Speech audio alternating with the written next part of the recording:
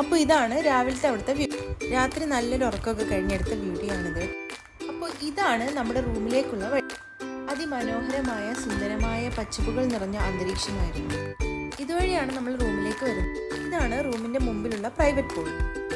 അപ്പോൾ ഇതാണ് നമ്മുടെ റൂം. ഇതൊക്കെയാണ് റൂമിൻ്റെ പുറത്തെ കാഴ്ചകൾ. ഫുഡ് നമുക്ക് കോംപ്ലിമെൻ്ററി ആയിരുന്നു. രാവിലെ അപ്പവും ബീഫ് കറിയായിരുന്നു.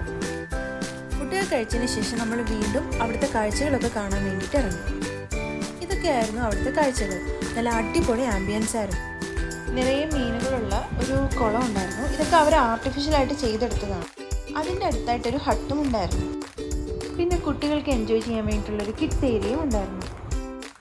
ബർത്ത്ഡേ പാർട്ടീസും എൻഗേജ്മെൻറ്റും ഒക്കെ നടത്താൻ ആഗ്രഹിക്കുന്നവർക്ക് പറ്റിയൊരു റിസോർട്ടാണിത്. ഗാർഡൻ പോലെ തന്നെ വിവിധ തരം പക്ഷികളും ഉണ്ടായിരുന്നു.